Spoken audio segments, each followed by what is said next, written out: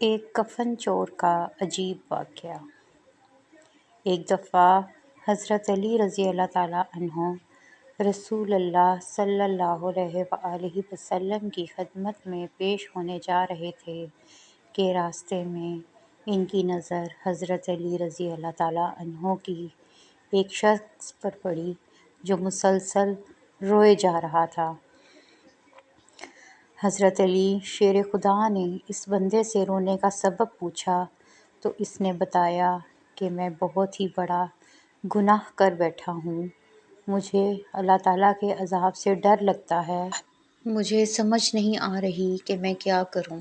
آپ حضور اکرم صلی اللہ علیہ وآلہ وسلم کی خدمت میں میری معافی کی سفارش فرما دیں۔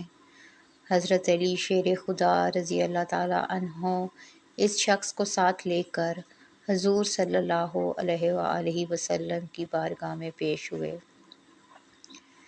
جب حضرت علی رضی اللہ تعالیٰ عنہ حضور اقدس صلی اللہ علیہ وآلہ وسلم کے سامنے گئے تو حضرت علی زار و قطار رو رہے تھے۔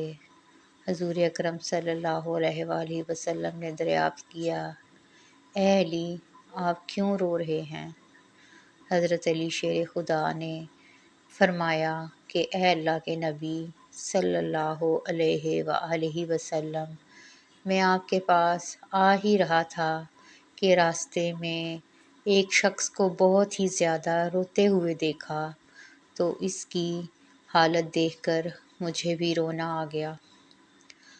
حضرت محمد صلی اللہ علیہ وآلہ وسلم نے پوچھا، وہ شخص کہاں ہے؟ آپ رضی اللہ تعالیٰ عنہ نے عرض کیا، یا رسول اللہ صلی اللہ علیہ وآلہ وسلم، وہ شخص باہر کھڑا ہے۔ حضور اکرم صلی اللہ علیہ وآلہ وسلم نے اس شخص کو اندر آنے کی اجازت دی تو وہ بندہ آپ صلی اللہ علیہ وآلہ وسلم کے سامنے پیش ہو کر اتنا رویا کہ نبی صلی اللہ علیہ وسلم نے اس بندے سے پوچھا، اے نوجوان، کیا ہوا ہے؟ تم اتنا کیوں رو رہے ہو؟ اس نے جواب دیا، یا رسول اللہ، مجھ سے بہت ہی بڑا گناہ ہو گیا ہے۔ حضرت محمد صلی اللہ علیہ وآلہ وسلم نے فرمایا، مجھے یہ بتاؤ کہ تیرا گناہ بڑا ہے کہ اللہ تعالیٰ کی رحمت بڑی ہے؟ اس بندے نے عرض کیا، یا رسول اللہ صلی اللہ علیہ وآلہ وسلم، میرا گناہ بڑا ہے۔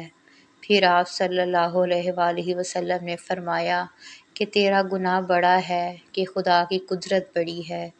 اس نے عرض کیا، یا رسول اللہ صلی اللہ علیہ وآلہ وسلم، میرا گناہ بڑا ہے۔ حضرت محمد صلی اللہ علیہ وآلہ وسلم نے فرمایا کہ کیا تو نے شرک کا ارتکاب کیا ہے؟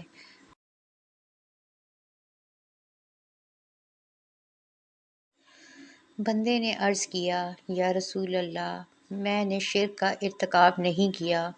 حضور اکرم صلی اللہ علیہ وآلہ وسلم نے فرمایا، کیا تو نے کسی بندے کو قتل کیا ہے؟ اس نے کہا کہ اے اللہ کے نبی، میں نے کسی کو بھی قتل نہیں کیا۔ حضور صلی اللہ علیہ وآلہ وسلم نے فرمایا کہ پھر تم نے کون سا ایسا گناہ کیا ہے جس کی وجہ سے تم اتنا زیادہ رو رہے ہو؟ پھر اس شخص نے اپنا سارا قصہ سنایا۔ اس نے کہا، یا رسول اللہ، میں کئی سالوں سے کفن چوری کر رہا ہوں۔ میں مردوں کے کفن چوری کر کے ان کو فروخت کیا کرتا تھا۔ اس سے جو آمدنی ہوتی تھی اس سے اپنا پیٹ پالتا تھا۔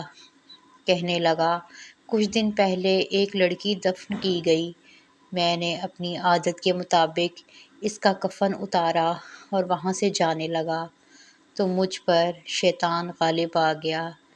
اس نے میری نیت بدل دی۔ میں نے اس لڑکی کے ساتھ زنا کیا۔ جب میں زنا کر کے اٹھنے لگا تو میں نے ایک آواز سنی کہ جیسے وہ لڑکی بول رہی ہے، اے بدبخت بندے، تو نے مجھے مردوں کے درمیان ننگا کیا، تو کل قیامت کے دن بدکاروں اور زانیوں میں تیرا شمار ہوگا۔ اللہ تجھے بھی سب کے سامنے ننگا کرے گا۔ وہ شخص کہنے لگا، کہ اس لڑکی کی آواز کا مجھ پر ایسا اثر ہوا ہے کہ مجھے اب اپنے آپ پر اللہ تعالیٰ کا غضب محسوس ہوتا ہے، میں خدا کی پکڑ میں ہوں۔ جب رسول اللہ صلی اللہ علیہ وآلہ وسلم نے اس شخص کا سارا قصہ سنا تو حضور اکرم صلی اللہ علیہ وآلہ وسلم کی بھی آنکھیں نم ہو گئیں۔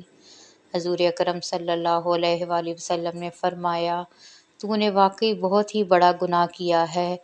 حضور صلی اللہ علیہ وآلہ وسلم کی زبان مبارک سے جب یہ الفاظ نکلے کہ یہ بہت ہی بڑا گناہ ہے، تو وہ شخص روتا ہوا باہر نکل گیا۔